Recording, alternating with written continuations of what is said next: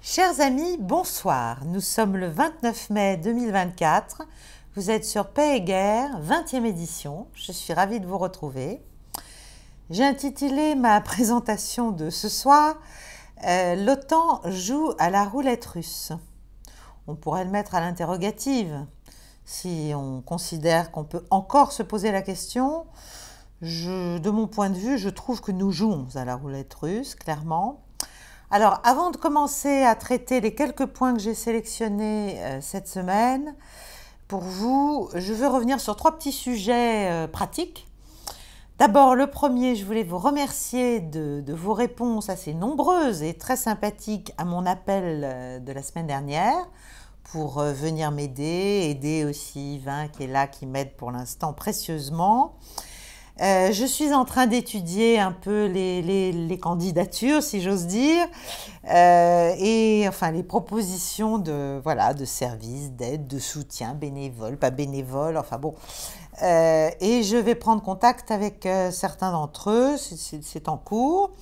Nous allons trouver donc quelqu'un qui va pouvoir m'aider non seulement à faire connaître la chaîne, ce qui est déjà un vrai sujet, mais aussi à pouvoir vous proposer d'autres contenus, et notamment à partir de la rentrée, à partir de mi-septembre probablement, ou peut-être 3e semaine de septembre, des débats sous forme de, enfin moi j'ai pensé appeler ça duel, ou duo, ou et duo, avec des personnalités que je trouve intéressantes, et qui soit partagent, soit, mais avec des nuances toujours forcément, soit combattent mon approche réaliste des relations internationales, voilà, pour qu'on échange sur ce que devrait être, sur leurs pensées, sur leurs idées, et sur ce que pourrait être et devrait être une diplomatie optimale pour notre pays, ses intérêts et son peuple, c'est-à-dire nous tous, les Français.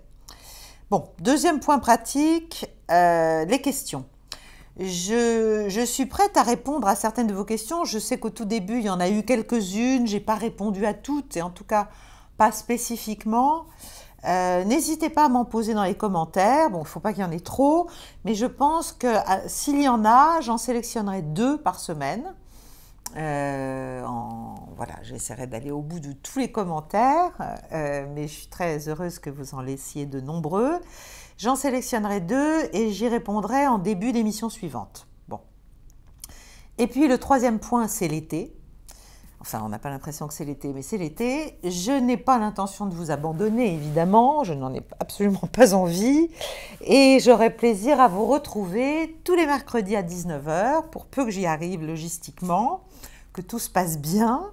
Voilà, les émissions se poursuivront dans des conditions juste un peu plus rustiques et peut-être un peu aléatoires. Mais enfin, j'essaierai quand même d'y arriver, que tout ira bien, et que je tiendrai notre rendez-vous hebdomadaire, et puis j'espère que vous serez un peu plus indulgents sur les imperfections, le cadre, le son, l'image éventuellement. Voilà. Donc ça, c'était les points pratiques. Alors cette semaine, j'ai plusieurs points qui sont tous un peu liés entre eux, donc vous dire qu'il y en a 3 ou 4, c'est pas forcément très utile. Bon, mon premier point, il porte sur une question qui se pose et qui agite depuis longtemps, mais depuis quelques jours publiquement, les observateurs, les commentateurs, les analystes et bien sûr les responsables politiques européens et occidentaux, et qui suscite divers points de vue. Le sujet, c'est la possibilité qui serait donnée à l'Ukraine de pouvoir frapper le territoire russe pré-2014, c'est-à-dire avant le coup d'État de Maïdan et avant la prise de la Crimée par la Russie. Donc, si vous voulez, la Russie, je ne sais pas comment on pourrait l'appeler, la Russie en elle-même, avec des armements occidentaux qui lui sont fournis, que nous lui fournissons actuellement les uns ou les autres. C'est une question intéressante parce que, comme d'habitude, il y a des réponses spontanées qu'on peut faire. Et puis, quand même, après, il est bon de réfléchir un peu. Je n'ai pas l'impression que tout le monde le fasse, mais enfin. Alors, première question qu'on peut se poser sur ce sujet, c'est bien sûr la légalité. est-ce qu'il est légal pour des fournisseurs, pour les fournisseurs d'armement, qu'ils les donnent ou qu'ils les vendent d'ailleurs à l'Ukraine, d'édicter des restrictions d'emploi, en fait. Bon. Pour l'instant, c'est le cas. Chaque fournisseur de soutien militaire d'armement à l'Ukraine a ses propres restrictions d'emploi. D'ailleurs, le secrétaire général de l'OTAN s'est empressé de dire que s'il s'agissait de l'élever, c'était à chaque État de le faire de son côté. Donc, ces restrictions existent à l'heure actuelle. S'ils changent d'avis, si certains pays changent d'avis pour des raisons politiques, ils doivent les lever spécifiquement chacun. Stoltenberg a aussi rajouté qu'il fallait bien sûr que les cibles soient légitimes. Alors ça, c'était mis avant vague. Qu'est-ce que ça veut dire légitime? Évidemment, surtout qu'en même temps, il a dit que l'OTAN ne voulait pas faire la guerre à la Russie et que, voilà, enfin, si vous voulez, on est dans le en même temps version Alliance Atlantique, mais ça, c'est du grand n'importe quoi, mais ça continue, depuis plus de 2 ans désormais. Bon, deuxième question, la légitimité. Donc, si vous voulez, à la légalité, on peut répondre que oui, il est légal, si les fournisseurs de ces armements le permettent, l'autorisent, si vous voulez, que l'Ukraine puisse s'en servir pour frapper des cibles à l'intérieur, enfin dans la profondeur du territoire russe. Légitimité. Bon, là aussi en théorie, puisque l'Ukraine est attaquée par la Russie. Mais pourquoi a-t-elle été attaquée par la Russie? Pas parce qu'elle l'a attaquée toute seule avec ses petits bras en 2022, pour des raisons qui tiennent à une attitude de l'OTAN qu'il a instrumentalisée délibérément depuis au moins 2014, avec bien sûr ce qui s'est passé à Maïdan, puis avec la mise sur orbite du président Zelensky, son élection, et à partir de 2019, quand il est arrivé au pouvoir, son acceptation de faire la guerre, tout simplement à la Russie pour le compte de l'OTAN, comme l'a très bien révélé son ancien conseiller spécial, Alexei Arestovitch, c'est jamais son prénom, Alexei Arestovitch, oui. Donc, si vous voulez, on peut dire qu'il serait légitime aujourd'hui que l'Ukraine, dans la situation dans laquelle elle se trouve, utilise tout ce qu'elle a à sa disposition pour frapper la Russie. Le problème, c'est que ce n'est pas la question, en fait, de mon point de vue, parce que la question est ailleurs. La question, c'est celle de l'opportunité de l'emploi.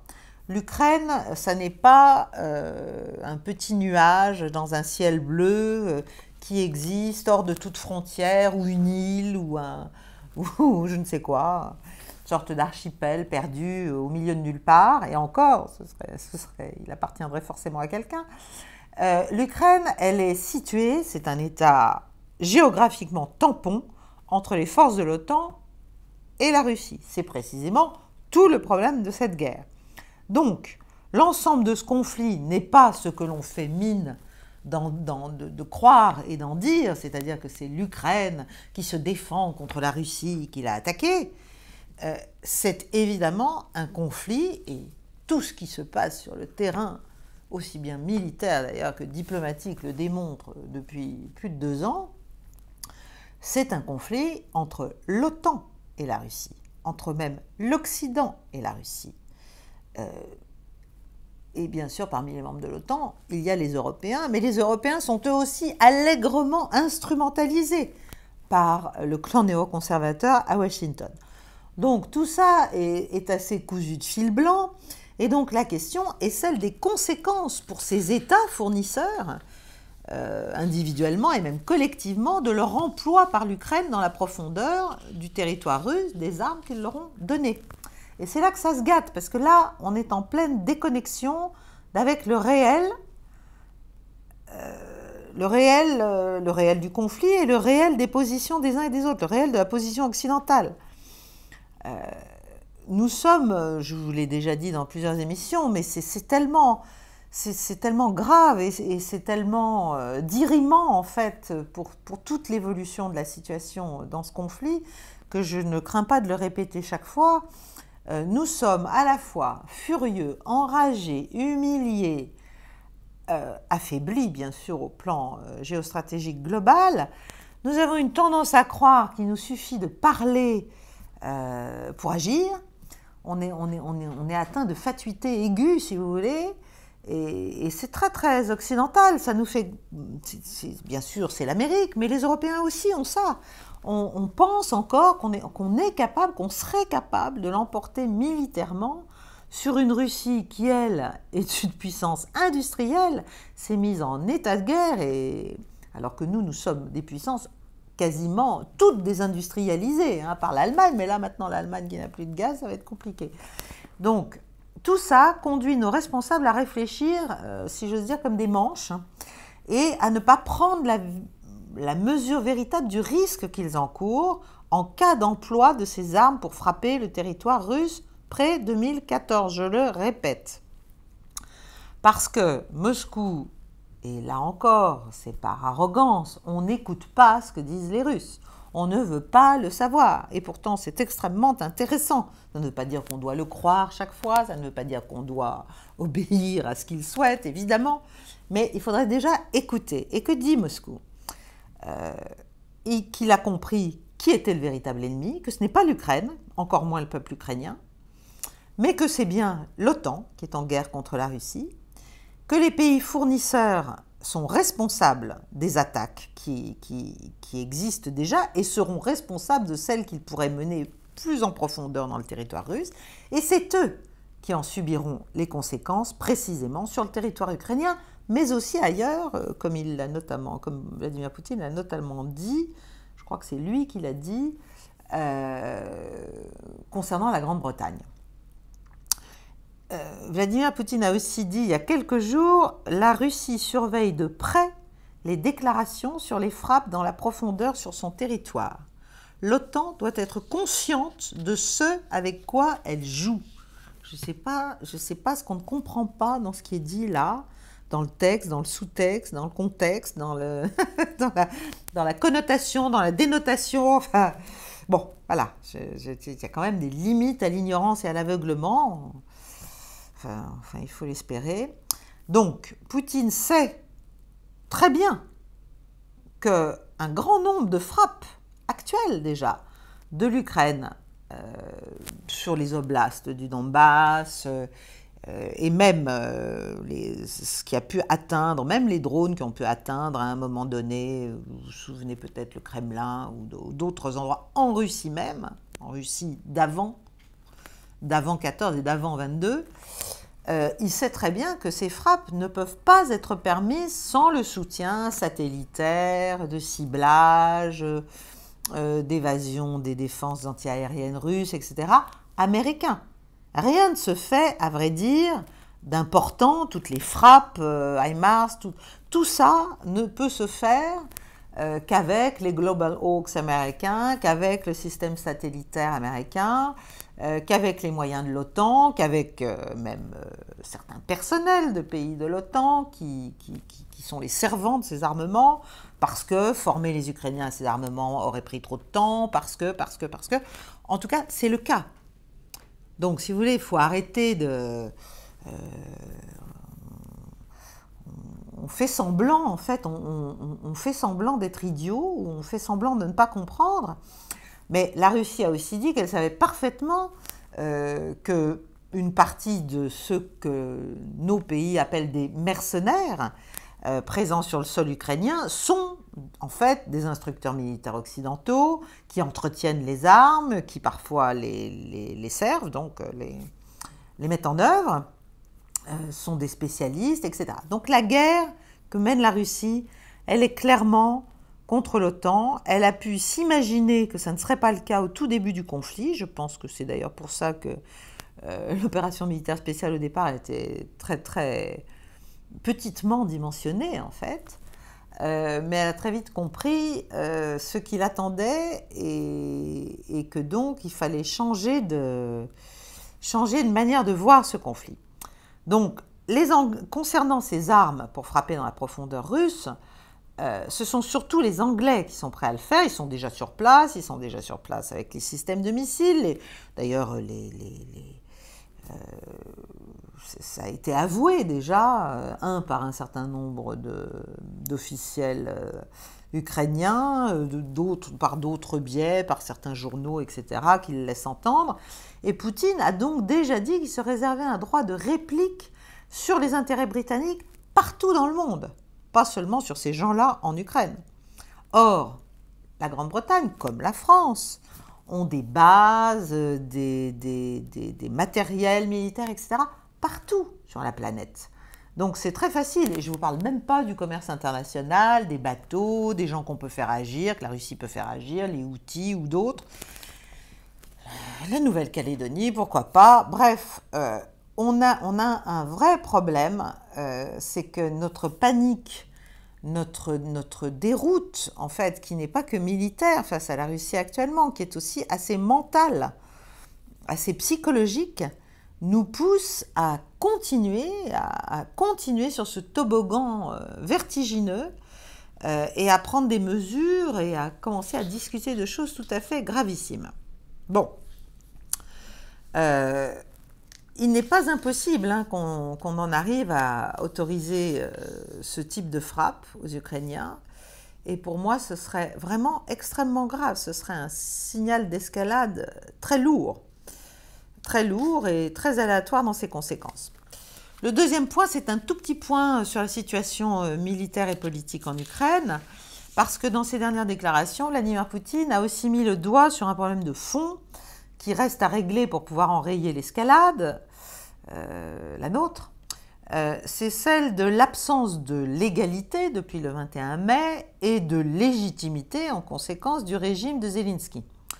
Alors, il a parlé de l'article 111 de la Constitution ukrainienne qui dit que les pouvoirs doivent être en fait transférés au président du Parlement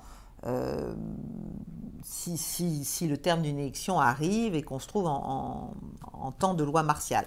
Donc, aux yeux des Russes, aujourd'hui, le seul gouvernement légitime de l'Ukraine, c'est la Verkhovna Rada, donc le Parlement ukrainien, si vous voulez, et son président. Dire cela, c'est évidemment une façon de dire aux Ukrainiens, s'ils l'ont écouté, mais beaucoup l'écoutent,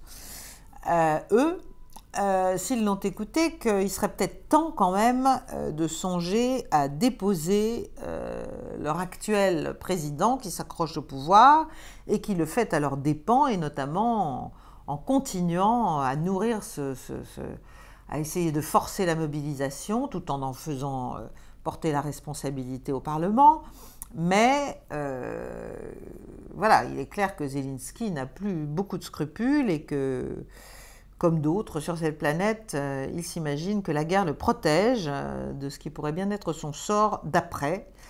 Et il n'hésite pas en fait à envoyer des dizaines de milliers de jeunes gens que nous allons entraîner, n'est-ce pas, à la mort, tout simplement.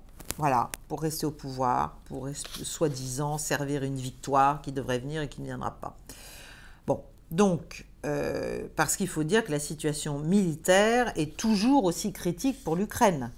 Les redditions se multiplient, et ce n'est pas les redditions de 2-3 personnes, c'est maintenant 20, 30. Il y a beaucoup de gens, c'est par groupe, si vous voulez, que ça se rend. Alors, l'axe d'effort des Russes vers Kharkov a évidemment déclenché en retour de la part de l'Ukraine l'envoi quand même de plusieurs dizaines de milliers d'hommes sur le front, là, au nord, vers Kharkov. 7 bataillons, dit-on, c'est-à-dire, en gros, parce qu'ils ne sont pas tous complets, et puis ils ont le nom de bataillon, mais ils n'en ont pas forcément le format classique. Donc, en gros, ça va, l'estimation de ce qui a été envoyé, c'est entre 14 000 et 28 000 hommes. C'est un grand spectre, mais c'est ce qu'on sait pour l'instant, qui font face à beaucoup moins de Russes quand même, à environ 15 000 Russes. Donc, mais pour faire ça, évidemment, l'Ukraine s'est déshabillée sur tout le reste du front. Et il n'y a presque pas de journée aujourd'hui sans que l'armée russe ne prenne un petit village, une petite ville, quelque part ailleurs sur le front. Donc ça ralentit l'avance russe au nord, mais ça a un coût extrêmement lourd sur la capacité des forces ukrainiennes rémanentes à tenir l'ampleur du front, qui fait plus de 1000 km quand même. Donc on en est là, on est à des pertes très lourdes, entre 1000 et 1500 hommes jour, c'est côté ukrainien. 1000 morts, hein, on parle de 3000 blessés et tués jour à certains endroits. Enfin bref, c'est extrêmement grave ce qui se passe au plan humain et au plan de l'avenir aussi de l'Ukraine, parce que tout ça, c'est les forces vives d'une nation qui sont en train de mourir pour rien. Voilà. Bon, mais enfin, ça ne nous choque pas, manifestement. Alors, qu'est-ce qu'on essaie de faire? On essaie de hâter la livraison des armements promis. La Belgique vient de dire, d'abord elle a conclu un accord de sécurité sur le même modèle que celui que nous avons conclu nous-mêmes, quasiment. Hein. Tout ça, ça vient de Washington. Les templates viennent de Washington. Et la Belgique a dit qu'elle fournirait 30 F-16 d'ici 2028 à l'Ukraine. Je n'ai pas le nombre exact d'avions ukrainiens, d'avions belges en tête, de F-16. Enfin, je crois que c'est au moins un tiers, sinon plus, de l'aviation belge.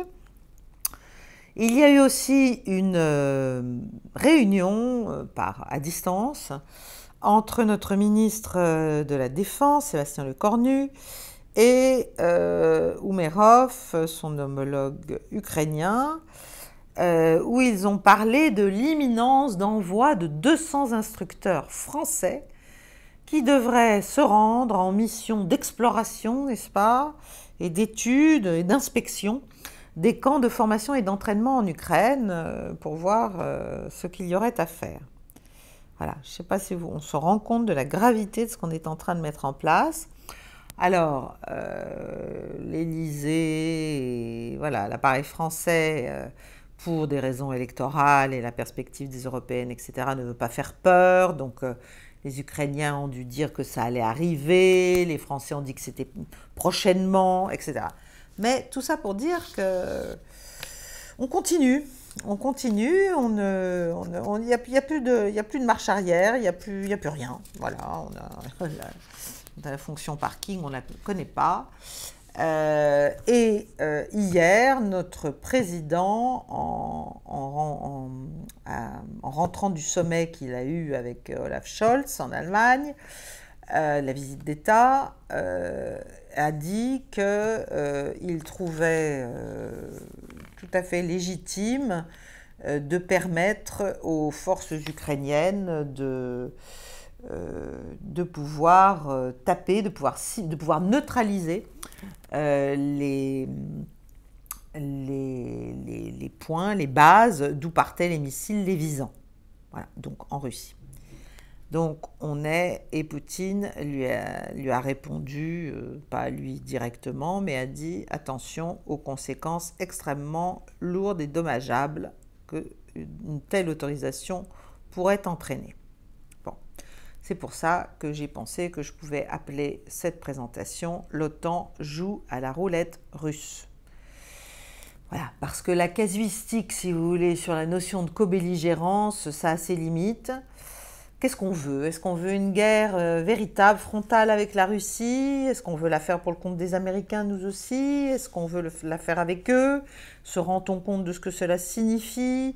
En quoi la Russie nous menace-t-elle au-delà de ce qu'on raconte? Les Russes ont dit qu'ils n'avaient aucunement l'intention ni de prendre la Pologne, ni les pays baltes, ni d'attaquer l'OTAN, etc. Mais on poursuit toujours ce narratif qui justifie notre escalade sur le thème « si la Russie gagne, c'est l'Europe qui est en danger vital ». Maintenant, on prononce même le mot « vital », existentiel. On fait comme les Russes, on prononce de manière existentielle. Voilà.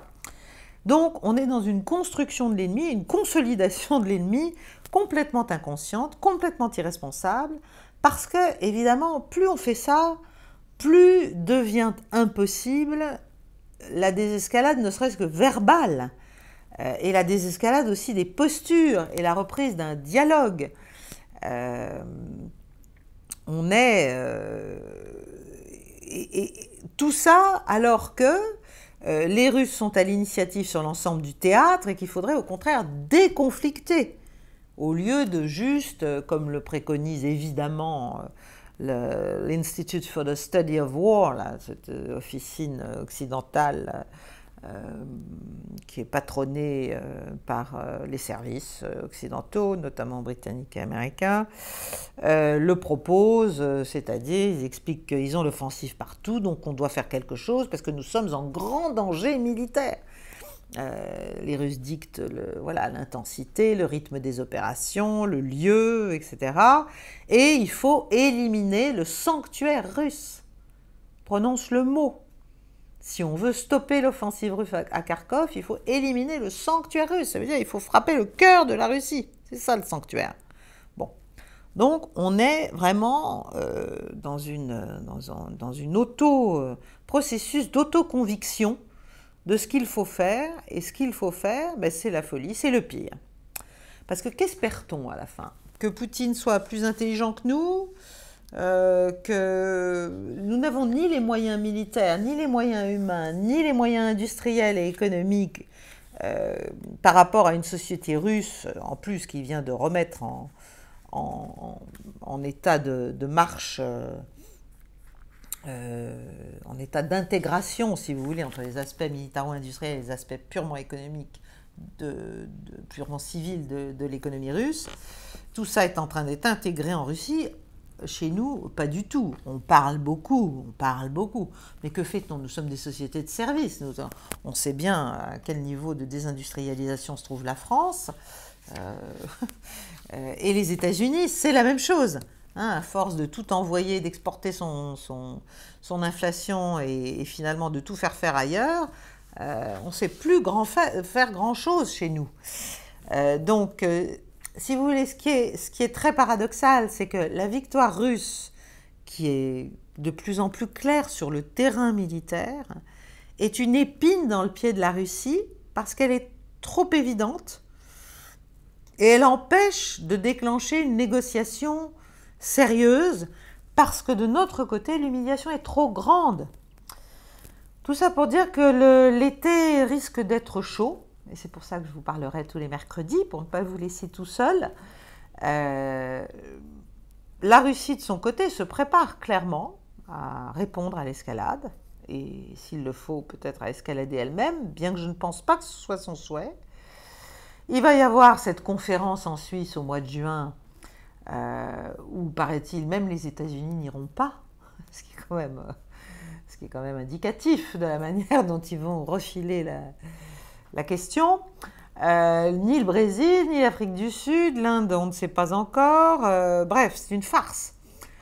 C'est une conférence qui doit porter naturellement sur les desiderata ukrainiens, comme si on pouvait faire la paix tout seul avec soi-même, finalement, à partir de ses propres nécessités et en ne tenant pas compte de l'autre. Donc, si vous voulez, on est dans une... Ça fait penser à un film au ralenti. C'est une escalade au ralenti. Voilà. Et la question, c'est quand va intervenir l'accélération.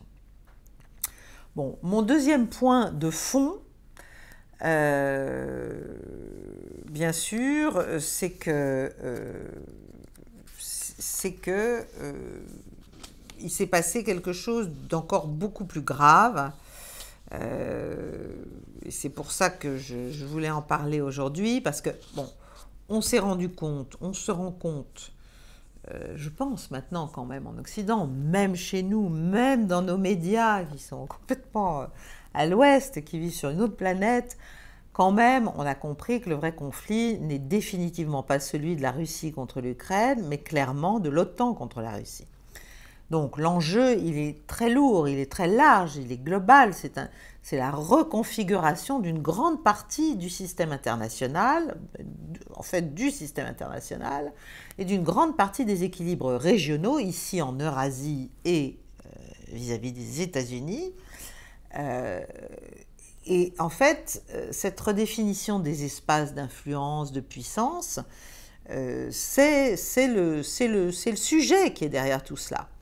Donc c'est un conflit d'amplitude mondiale, c'est pour ça que j'en parle, j'en reparle et j'en reparlerai, même si je veux vous parler d'autres choses aussi, c'est pour ça que je veux faire d'autres émissions. Mais l'Occident veut faire de ce conflit d'amplitude mondiale un jeu, si vous voulez, à somme nulle. C'est-à-dire, il y en a un qui doit périr pour que l'autre survive. Et c'est toute l'erreur, en fait, de l'approche occidentale. Toute l'erreur. Là et ailleurs, d'ailleurs. Mais je suis très inquiète pour une autre raison, et je ne suis pas la seule. Il y a beaucoup d'analystes et d'observateurs qui le sont depuis 8 jours. Parce que 2 événements ont eu lieu ces derniers jours qui sont extrêmement dangereux et révélateurs, peut-être, j'espère me tromper, d'une stratégie américaine jusqu'au boutiste, et de l'OTAN d'ailleurs, qui deviendrait ici le proxy de 3e rang, si vous voulez, des États-Unis, après l'Ukraine bien sûr, et après nous, les Européens. Et tout cela rendrait la situation hautement inflammable. Que s'est-il passé ? Alors évidemment, on n'en parle nulle part, vous n'êtes pas au courant, ça ne fait pas la une des journaux, ni la 2, ni la 3, ça ne fait rien parce que je pense que les gens les moins férus de géopolitique comprendraient la dangerosité de ce qui est en train de se passer. L'Ukraine vient d'attaquer avec des drones kamikazes, qui sont des drones de fabrication britannico-portugaise, et donc c'est des drones qu'on appelle AR-3, vient d'endommager 2 radars stratégiques russes de détection et d'alerte précoce à longue portée de missiles balistiques intercontinentaux. Donc il y a eu 2 attaques, une le 23, une le 28 mai. Le 23, l'Ukraine a attaqué un radar russe de détection précoce à Baronovski, près d'Armavir, dans la région de Krasnodar. C'est au sud-ouest de la Russie, mais c'est à 600 km du front. Vous verrez pourquoi j'insiste là-dessus. C'est donc la cible, c'était un radar, pas n'importe quel radar, hein, un radar d'alerte précoce, transhorizon, on l'appelle transhorizon, qui repère des cibles à très longue distance, à 3000 km, jusqu'à 100 km de hauteur et avec un angle de vue de 240 degrés.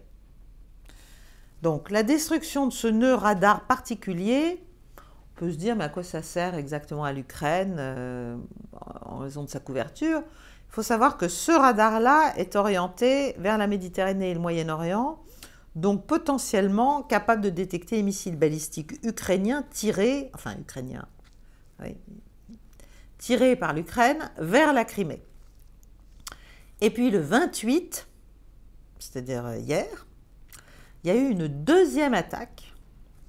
Si vous voulez, une fois, ça peut être, si j'ose dire, il faut rire un peu, ça peut être une blague. 2 fois, c'est une pattern, c'est une structure. Il y a quelque chose, il y a une volonté derrière. Donc, le 28, 2e attaque sur un radar de même type à 1800 km du front, cette fois-ci. Pas 600, 1800, à Orsk, dans l'oblast d'Orenbourg, au sud des monts Oural, près de la frontière du Kazakhstan. Ce qu'il faut comprendre, c'est que ces radars ne sont pas n'importe quel radar. La Russie n'en a que 10 comme ça. Donc là, il y en a 2 qui sont ciblés, endommagés. On ne connaît pas la nature, l'ampleur des dommages exacts. Il paraîtrait qu'il y avait peut-être eu une première tentative avant déjà. Ce qu'il faut savoir, c'est que ces radars sont des éléments centraux du système de défense nucléaire de la Russie contre les attaques éventuelles des missiles de l'OTAN. Donc, ça pose des questions. Il faut interpréter ces attaques. D'abord, pour bien les interpréter, il faut comprendre que ces attaques auraient été impossibles pour l'Ukraine toute seule, évidemment. Elle n'est pas capable de le faire. Donc, elle l'a fait à l'aide des moyens satellitaires de l'OTAN, des États-Unis, comme elle le fait d'ailleurs sur toutes les frappes, sur une grande partie des frappes, même de drones, mais évidemment de missiles. Voilà, elle a des avions Global Hawk qui sont des avions de reconnaissance. Elle a l'aide du système satellitaire pour le ciblage. Il s'agit les défenses aériennes russes sont très bonnes. Donc vous voyez bien quand quelque chose pénètre le système, ça s'est pas fait comme ça parce qu'on est l'Ukraine. Non pas que l'Ukraine n'ait pas des capacités, mais enfin, toutes ces capacités-là, et plus encore à cette portée-là du front, à cette distance-là du front, tout cela ne peut se faire qu'avec l'aide, le soutien de l'OTAN et des États-Unis. C'est pas rien de le dire. Ça veut donc dire que c'est une attaque de l'OTAN, en fait, sous faux drapeau, d'une certaine façon. Le faux drapeau, c'est l'Ukraine, mais derrière, c'est l'OTAN. Sur le système russe d'alerte précoce et de protection du bouclier nucléaire russe. Je ne sais pas si on mesure ce que ça veut dire. Imaginez la même chose sur le bouclier nucléaire américain. Ce qui se passerait. Donc, une telle attaque doublée, c'est un motif tout à fait suffisant pour déclencher une riposte nucléaire de la part de la Russie. Parce qu'en fait, là, l'OTAN, via l'Ukraine, désactive petit à petit les composants du bouclier nucléaire russe, c'est-à-dire les composants de la défense ultime de la nation et du territoire russe. Ils ont essayé d'attaquer des bases les bases des porte-avions portant les armes nucléaires stratégiques, et maintenant, ils attaquent les éléments d'alerte précoce en cas d'attaque nucléaire.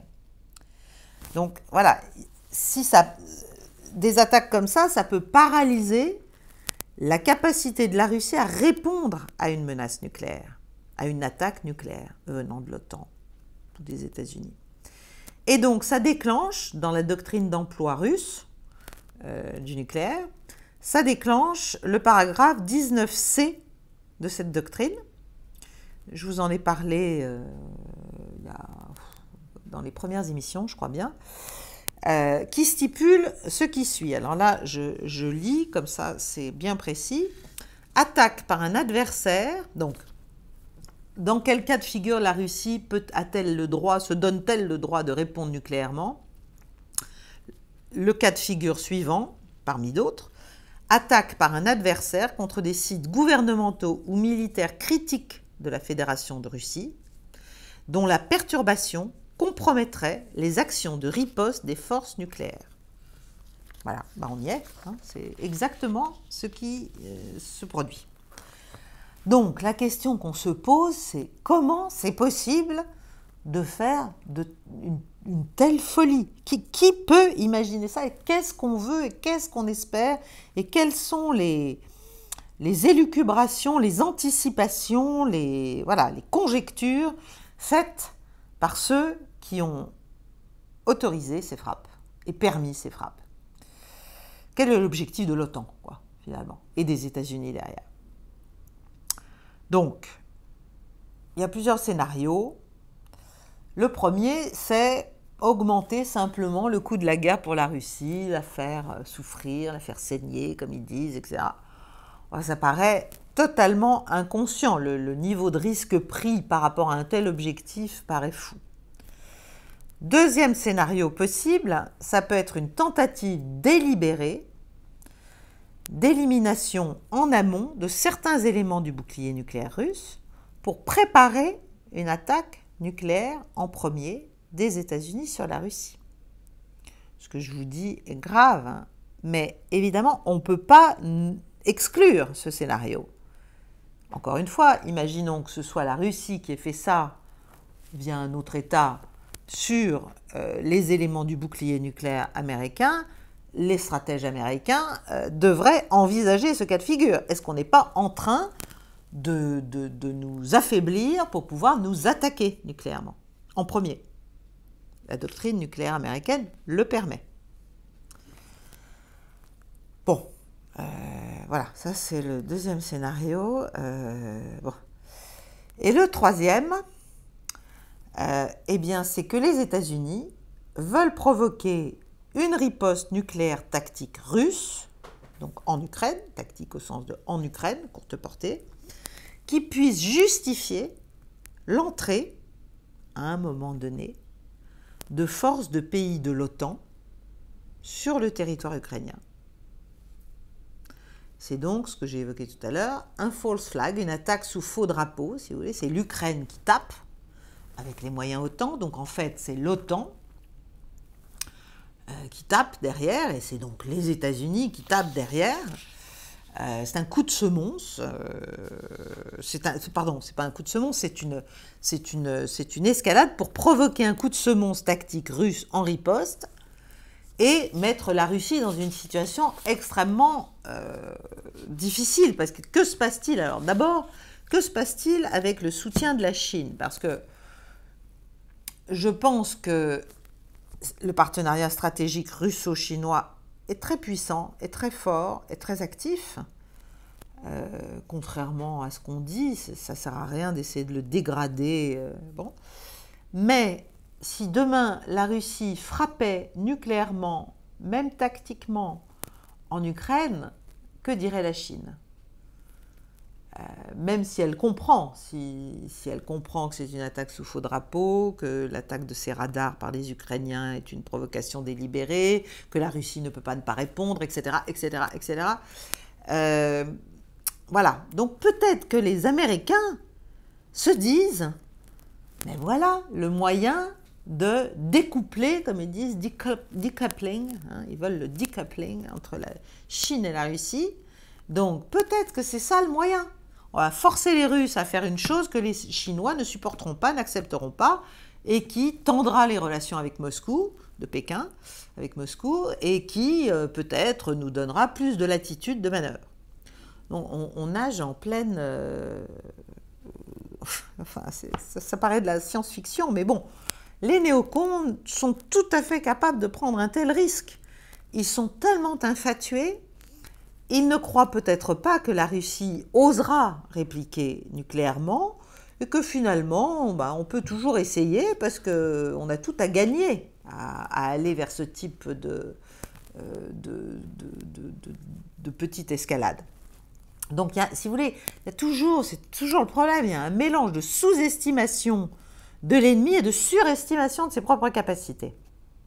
Et puis enfin, dernier scénario, Vladimir Poutine ne réagit pas, et là, c'est une défaite politique lourde pour lui, qui pourrait mener, là aussi, un autre rêve fou américain, un régime change possible en Russie, si le peuple russe, qui finalement le soutient tellement, se rend compte qu'il n'a pas la force ou la puissance de le protéger face à de telles agressions, de telles provocations ukrainiennes.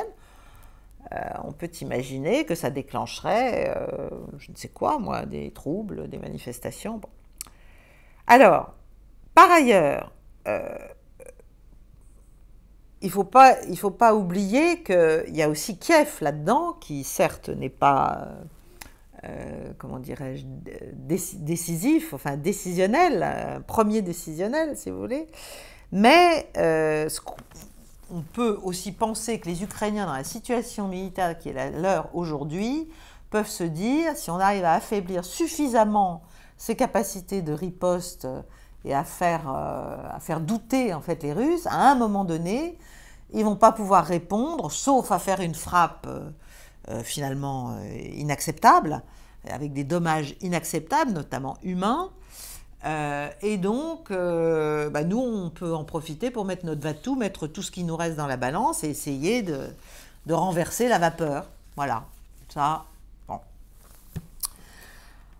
Donc, tout ce que je vous raconte là, ça m'étonnerait que vous en ayez pas déjà entendu parler, sauf peut-être les plus informés d'entre vous, mais enfin quand même, il faut que vous ayez conscience qu'en fait, on joue avec nos vies à tous, là. On est là, on va qu'à nos petites occupations, à nos petites existences, mais enfin... il se passe des choses quand même totalement ahurissantes. l'Ukraine, finalement, est en train de procéder au lent désarmement, enfin la tentative de neutralisation de la triade nucléaire russe pour le compte de l'OTAN. Et c'est une position extrêmement dangereuse sur le plan existentiel pour la Russie. Donc, elle est dans son droit, Moscou est dans son droit doctrinal de répondre par l'utilisation de l'arme nucléaire, mais l'Ukraine ne fait que commencer son escalade. Donc on est vraiment à un carrefour, si vous voulez. L'Ukraine est en pleine déroute militaire, elle peut piquer la Russie au vif grâce aux moyens de l'OTAN, sans que d'ailleurs la Russie ne soit capable de neutraliser toutes les menaces de manière fiable. On le voit avec les ATACMS, il y en a certains qui malgré tout ont franchi certaines lignes, certaines défenses antiaériennes qu'ils n'auraient pas dû franchir. Les Russes ont une énorme supériorité, ont développé une énorme supériorité en matière de guerre électronique, de brouillage, etc. Mais ça n'est pas, comment dirais-je, ça n'est pas sans petits interstices de vulnérabilité. Et l'Ukraine se dit peut-être, si je touche des cibles extrêmement sensibles, ça va placer le commandement russe à la croisée des chemins et peut-être le mettre en état de vouloir négocier. Dieu sait ce que les Ukrainiens pensent. Après, ils pensent peut-être aussi que s'ils obtiennent un feu vert pour utiliser des ATACMS et des Storm Shadows, des Taurus sur le sol russe, bon, même si les Allemands, pour l'instant, ne sont pas encore d'accord, à ma connaissance, pour envoyer des Taurus, mais bon. Elle peut frapper le sol russe, elle peut frapper la Crimée, ce qu'elle a déjà fait, puisqu'elle considère que ce n'est pas un territoire russe jusqu'à présent. Et elle peut espérer faire tout basculer, si vous voulez. Il ne faut pas sous-estimer, vous savez, la manière dont on se conforte dans ses illusions. Et on se dit, après tout, tout n'est peut-être pas perdu, jouons notre va-tout, allons-y. Parce qu'il faut bien comprendre que l'Ukraine est entrée dans une phase assez asymétrique. Il y a une telle asymétrie que j'explique, moi, depuis des mois, en étant sans arrêt critiquée. Mais enfin, il y a une telle asymétrie mathématique, en termes d'hommes, en termes d'équipement, en fait, l'Ukraine doit changer de niveau, changer de mode d'action. C'est d'ailleurs pour ça qu'il y a de plus en plus de frappes sur les civils. De toute façon, elle n'a pas de budget, ni pour recruter, elle n'a pas la capacité de recruter autant d'hommes qu'il lui en faudrait, ni d'avoir tous les armements qu'il lui faudrait, etc., etc. Donc, il vaut mieux employer ce qui lui reste à une guerre asymétrique, plutôt que de chercher à renverser un rapport de force global sur l'ensemble du front d'une manière plus conventionnelle, on va dire. Alors évidemment, ça ne modifie pas les calculs de l'armée russe sur le terrain et ça n'endommage pas vraiment l'armée russe. Mais l'achat de drones, l'emploi d'armes à longue portée, c'est capable au moins de secouer psychologiquement et de secouer même militairement l'ennemi russe. Voilà, donc l'asymétrie a du bon de ce point de vue-là. Et je pense, il n'est pas du tout impossible que le président Zelensky soit prêt à risquer un incident nucléaire. Voilà, il utilise déjà des munitions à uranium appauvri sur son propre territoire, hein, qui lui sont fournies par les Occidentaux. Donc, je ne pense pas que ça lui fasse peur, en fait, une frappe nucléaire tactique, surtout qu'il sait bien que si la Russie faisait cela, elle ne fera pas cela sur des zones, sur des villes civiles, les villes ukrainiennes qui sont situées dans les lignes arrières. Là, ça ferait très mal, évidemment, mais les Russes n'utiliseront pas d'ogive nucléaire là, à cet endroit-là. Donc, et pour le reste, les forces ukrainiennes sont suffisamment dispersées. Elles ne sont concentrées qu'au niveau des villes. Pour le reste, elles sont très dispersées. Donc, en fait, il n'y aura pas des pertes particulièrement élevées en hommes ou en matériel. La seule chose, en fait, qui pourrait être un objectif militaire d'intérêt côté russe pour une frappe nucléaire tactique, c'est les aérodromes ukrainiens. c'est-à-dire qui dévastait tous les grands terrains d'aviation, les rendre inutilisables pour les F-16, et pour ce qui reste de la flotte aérienne, bien sûr. Donc voilà, mais ça veut dire que la Russie, quand même, entre elle-même dans l'escalade. D'une certaine façon. Alors, elle peut aussi entrer dans l'escalade autrement. Elle peut entrer dans l'escalade en restreignant les vols de surveillance de l'OTAN, en menaçant d'abattre les drones qui survolent la mer Noire, ce qu'elle ne fait pas. Étonnamment, bon, étant donné que les États-Unis, mais à ce moment-là, c'est ça, si vous voulez, quand on réfléchit à une escalade, on essaie de réfléchir comment réfléchit l'autre et comment il peut réagir. Mais si la Russie faisait cela, c'est-à-dire des actions concrètes, efficaces, efficientes en termes militaires qui gênent les États-Unis, qui n'ont aucun moyen réel de réagir militairement à ce type d'action, menacer d'abattre les drones au-dessus de la mer Noire, restreindre les vols de surveillance de l'OTAN, enfin aller aussi plus au choc que la Russie ne le fait jusqu'à présent, eh bien, que se passerait-il? Les États-Unis n'ont pas les moyens de réagir, les drones de l'OTAN seraient abattus, ce serait une humiliation considérable, impuissance américaine, l'OTAN ne dispose pas d'infrastructures ou de la présence nécessaire en mer Noire pour lancer des actions de représailles convaincantes, et donc ça crisperait encore plus la situation géopolitique. Et donc la question c'est, la Russie veut-elle de l'escalade? Moi je pense que non. Je pense que la Russie, elle veut poursuivre sa guerre d'attrition, elle veut poursuivre ses objectifs initiaux, elle veut poursuivre elle veut en fait que les livraisons à l'Ukraine se poursuivent, les livraisons d'armements occidentaux se poursuivent, sans que ça n'attaque bien sûr la profondeur de son territoire, pour qu'elle puisse les détruire, comme elle le fait depuis 2 ans, et que ça affaiblisse en fait l'OTAN, puisqu'elle a bien compris que c'était l'OTAN son ennemi. Voilà, donc nous sommes dans un toboggan dangereux où chacun doit bien estimer ce que peut penser l'autre, quels peuvent être ses calculs rationnels, quelle est la réalité de ses moyens, et c'est là que le bas blesse. Je ne sais pas si les Russes estiment clairement la réalité des moyens occidentaux, mais je suis à peu près sûre que les Occidentaux, que nous n'avons pas une bonne estimation des capacités russes dans tout domaine. Et ça, c'est parce que nous sommes littéralement embués, aveuglés par notre haine et par notre mépris aussi, notre façon de mépriser ce que fait la Russie, de vouloir toujours expliquer qu'elle n'y arrive pas, etc., etc., etc. On ferait mieux de regarder un peu la réalité du rapport de force et les dangers. Bon.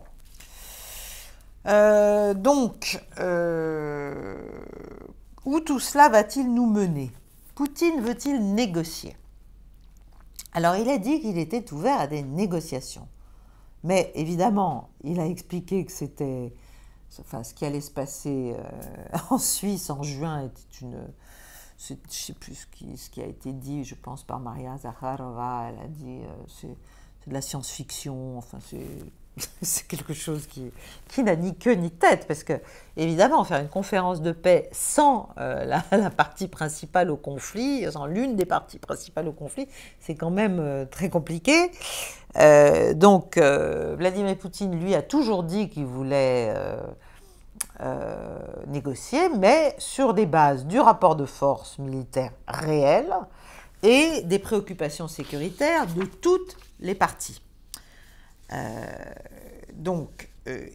Il a déclaré que tout pour parler, ça il l'a déclaré dans un récent sommet très intéressant en Biélorussie, où il est arrivé entouré du nouveau ministre de la Défense et aussi de Sergueï Lavrov. Là, il a déclaré que tout pour parler devait être conforme au bon sens, ce qui veut dire que la Russie va évidemment, concrètement, conserver les territoires qu'elle a déjà capturés, qu'il faut prendre en compte ses intérêts sécuritaires, voilà, que ses objectifs sont légitimes, toujours les mêmes, dénazification, neutralité, démilitarisation de l'Ukraine, etc. Donc en gros, lors de ce sommet là, de la semaine dernière, il a réaffirmé que la Russie sera ouverte à des pourparlers sur ces bases-là, et évidemment avec quelqu'un d'autre que Zelensky qui n'est plus légitime. Hein, qui n'est plus légitime. D'ailleurs, selon certaines rumeurs, l'ancien président ukrainien, Yanukovych, celui de l'époque de Maïdan, aurait été amené au sommet en Biélorussie. Alors je ne sais pas s'il a rencontré Poutine, parce que je crois qu'il ne se voit pas.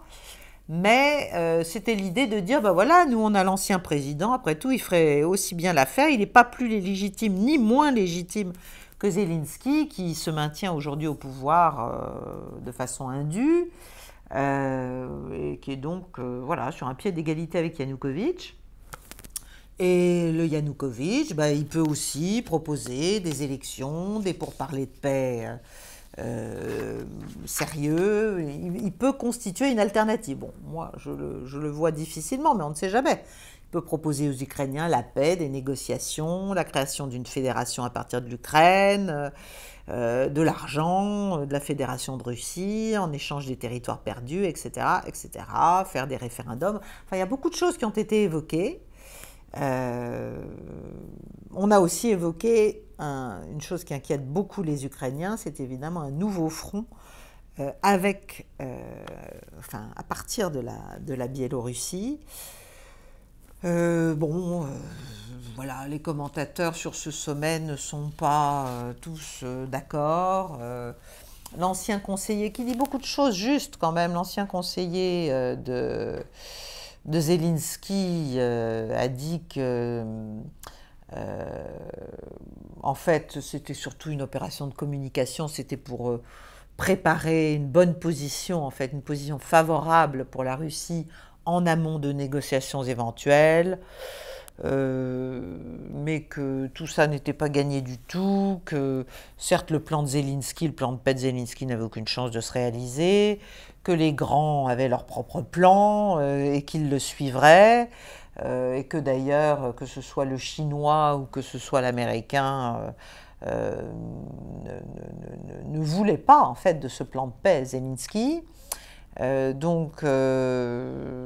Voilà, bon, il a aussi dit d'autres choses sur le fait que la Russie n'aurait de toute façon pas les soldats disponibles pour un second front avec la Biélorussie. Bon, ça semble un peu bizarre.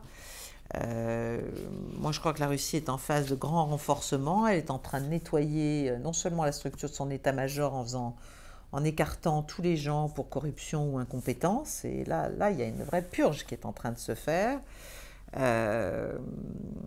C'est pas terminé d'ailleurs. Bon, vous me direz que c'est bien tard, mais enfin, mieux vaut tard que jamais. Par ailleurs, la nomination de Belousov au poste de ministre de la Défense en charge surtout de l'intégration de l'économie de guerre dans l'économie civile, parce qu'en fait, Shoigu conserve la haute main sur beaucoup de choses concernant l'organisation des forces et même les questions du complexe militaro-industriel en lui-même. Mais Belousov est là pour faire en sorte finalement que l'économie russe marche sur ses deux jambes, même si l'une de ses jambes est militaire désormais, et donc puisse tenir la distance dans le temps d'un affrontement avec l'OTAN, quelles qu'en soient les modalités. Et ça, c'est quand même pas des signes de faiblesse. C'est pas parce qu'on se sépare de quelques généraux corrompus, pourris, etc., qu'on n'est pas capable d'ouvrir un second front avec la Biélorussie, ou qu'on n'est pas capable de maintenir un rythme soutenu d'opérations militaires. Je pense que c'est deux choses différentes. Je pense que voilà, Poutine voulait faire cette purge anticorruption, mais ça marque surtout une nouvelle ère et un nouveau sérieux, d'une certaine façon, de la part de Vladimir Poutine, dans l'assainissement des forces armées et des dirigeants du pays au sens général. Parce que c'est vrai que dans les années 2000, avant je n'en parle même pas, mais même encore dans les années 2000, la corruption dans les rangs de l'armée russe était de rigueur. Pas forcément énorme, mais enfin très très courante. Très très courante, les pots de vin, voilà. Donc, moi je pense que surtout en faisant venir le Yanukovych, etc., la Russie continue de préparer le terrain pour démontrer l'illégitimité de Zelensky. Et d'ailleurs, le président biélorusse, dans ce sommet très intéressant, a déclaré que beaucoup de choses allaient se passer cette année et qu'il y avait quand même beaucoup de gens en Ukraine, dans l'armée comme dans le gouvernement, qui aimeraient prendre la position de leader politique. Donc, voilà, est-ce qu'il va y avoir un coup d'État militaire? Est-ce que Zelensky va être déposé? Bon, c'est une situation intéressante. C'est une situation intéressante. Voilà, je voulais vous parler, bien sûr, d'autres points, mais je pense que j'ai déjà été très longue. Je voulais aussi parler du Moyen-Orient, où rien ne s'arrange et tout devient de plus en plus terrifiant, avec ce qui se passe notamment à Rafah, avec les attaques avec des armes américaines sur des camps de réfugiés, où on a dit aux gens d'aller se réfugier, avec, je crois, une quarantaine de morts, puis une autre vingtaine, puis je crois une autre attaque encore aujourd'hui. Il y a la reconnaissance de l'État palestinien par l'Irlande, par la Norvège et par l'Espagne. Ça, c'est très important aussi. Il y a la déclaration de notre président qui a dit qu'il était favorable à la reconnaissance d'un État palestinien, mais pas dans l'urgence, de manière utile, dit-il, c'est-à-dire voilà, au moment où ça pourra déboucher sur des négociations, quelque chose. On peut comprendre cette position d'un point de vue interne, si vous voulez. Oui, c'est vrai que ça aurait d'autant plus de poids si c'était mis dans la balance d'une négociation véritable, mais on est tellement loin d'une telle négociation et on est tellement au cœur d'un drame humain d'une ampleur inédite pour nos temps contemporains que voilà, ça aurait aussi du sens d'une certaine façon de reconnaître la légitimité d'un État palestinien au stade actuel. Quoi qu'il en soit, bon, toutes les autorités internationales appellent à un cessez-le-feu immédiat à Gaza et à l'ouverture de postes frontières. Enfin, c'est la situation pour les populations civiles est inimaginable de violence et d'injustice, il faut quand même le dire. Quant aux résultats militaires, justement, ils ne sont pas du tout, à mon avis, enfin d'après ce qu'on peut comprendre, d'après ce que je peux savoir, ils ne sont pas du tout, comment dirais-je, ceux attendus ou espérés par Israël. Ça ne veut pas dire d'ailleurs que ça justifierait de tels dommages sur des populations civiles, mais il n'y a même pas, a priori, de véritable capacité d'Israël à réduire, à éradiquer totalement, comme ils l'ont dit, comme ils l'ont prétendu, le Hamas. On dit au contraire qu'au nord, la situation se dégrade de nouveau, au nord de la bande de Gaza. Donc on est vraiment dans une impasse et je crois qu'il faut une once d'humanité en fait pour commencer par arrêter ce massacre inutile et essayer de trouver des solutions concrètes et les moins injustes possibles d'un côté comme de l'autre. Voilà, je termine là-dessus. Je vous remercie de m'avoir écouté, de m'avoir écouté longtemps d'ailleurs. Je pense que ça a duré assez longtemps, trop longtemps. Je voulais faire une émission plus courte, mais bon, que la dernière fois. Et puis, likez, partagez, soutenez-nous, enfin, comme d'habitude. Et je vous retrouve mercredi prochain. J'espère que je pourrai parler d'autre chose que de l'Ukraine. Mais c'est quand même impossible de ne pas donner ces informations parce qu'elles nous concernent tous malgré tout. Voilà, de près ou de loin et de plus en plus près, je dois dire. Je vous remercie, je vous souhaite une bonne soirée. Au revoir.